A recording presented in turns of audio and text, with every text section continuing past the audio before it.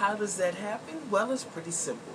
On one hand, you're extremely social, you're fun-loving when you're out in public, but the moment you get home, you just don't want to be bothered with anybody. Now, how does that happen? Well, I can't speak for other people. I can only tell you my story. I'm Sheila. Thanks for joining me. Let's get on with it.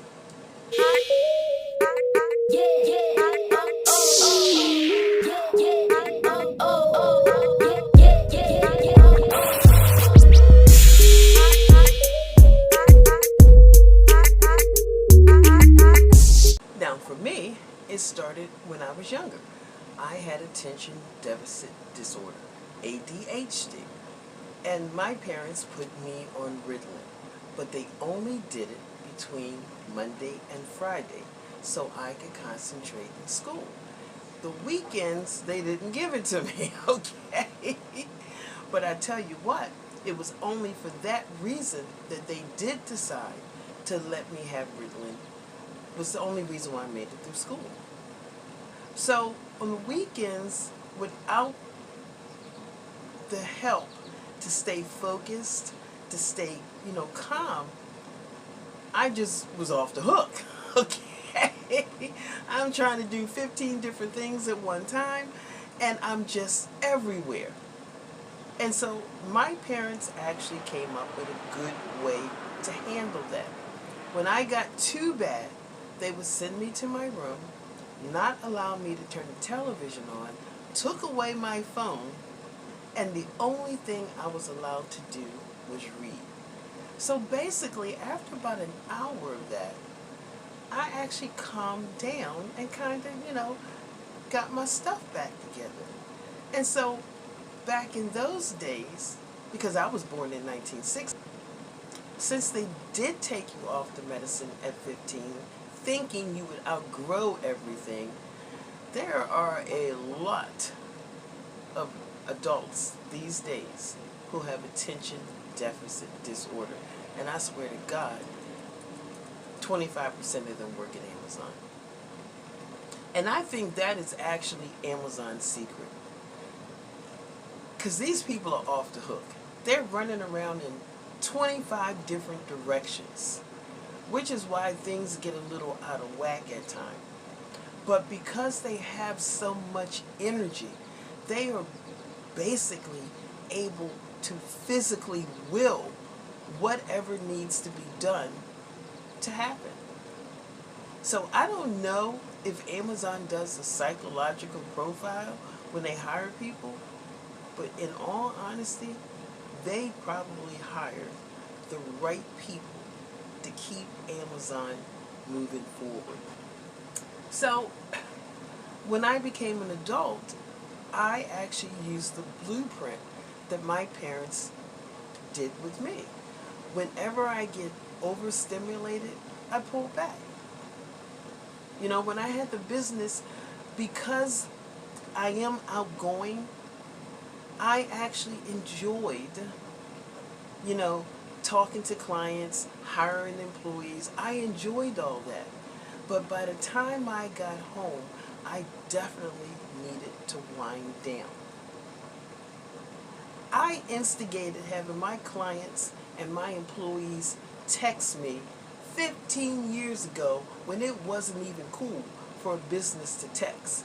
But that was the best thing for me, because to have my phone ringing off the hook would have driven me crazy. And the way I explained it to my employees and my clients was, this way you can tell me what you want. And when I get back to you, I have the solution. So you know what? I was fortunate. My clients and my employees went along with it. But for me personally, as much as I love being out and about, there comes a point when it's too much. And now I want to go home. I want to go home. I want to chill. I want to have a margarita. I want to listen to some good music. And I don't want nobody bothering me. That can become a problem when your friends and family don't quite understand. Even though you may have explained to them that, it's not that you don't want to talk to them on the phone. It's just that, can we do this like tomorrow when I'm already out and about? Here's the funny thing. I realized that if you didn't really know me, you would swear I was married, and that's why you couldn't call me at home. I realized that. But, just because that's the way it was with other people doesn't mean it's the way it was with me. And so I tried to explain, I don't want to be bothered at home. As a matter of fact, when Leroy and I got together, I hardly ever answered my phone in the evenings. We would hang out and he would go home, and you know what? I wouldn't answer the phone because by the time he went home, I was doing something else. And I'm like, man, I just saw him. What could he possibly want? That man slid me a key. He goes, okay, I'm sliding you a key. And if you don't feel like picking up your phone, then at least come over. That actually worked. So here's the thing. Just because a person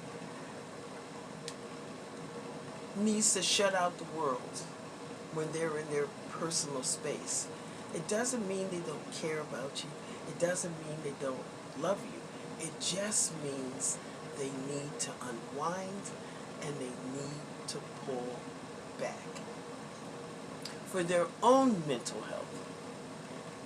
I remember one time I left my phone in the truck, and it was my 3 days off. And I'm thinking, okay, I'll go get it. Well, it was 2 days. My daughter sent the police to my house for a welfare check because I didn't answer my phone. I'm like, okay, you know what? You're right. I should have gone down and gotten the phone. But please don't do that again, because that was embarrassing, in front of my neighbors. But I understood how she felt. So I tried. I still might not get back to you till the next day, but we have always had this thing in my family. If it's an emergency, then they will blow your phone up. Now, my feeling is if you call me once and you don't keep calling me, well, it's not an emergency, so I'm not going to stop what I'm doing, just to answer the phone, just so I can listen to you tell me your problems for 15 minutes. So, no. If it's a real emergency, you know how to get my attention. But I'm not just going to give it to you just because you ain't have nothing to do, so you thought you'd call me and see what I was doing. Because 9 times out of 10, I'm busy. And my idea of busy is chilling, maybe making a YouTube video, cooking, maybe taking a hot bath, just enjoying my life. I'm busy. So maybe you know somebody like this, Maybe you thought they were sometimey, maybe you thought they were sus, and maybe they just need some quiet time. Give people the benefit of the doubt. But in all honesty, if they have this type of personality, they should just tell you up front. So you don't feel rejected and you don't feel like, they're being suspect. But then a lot of times when you tell people stuff, they still don't believe you. So, what's a person to do? You tell me.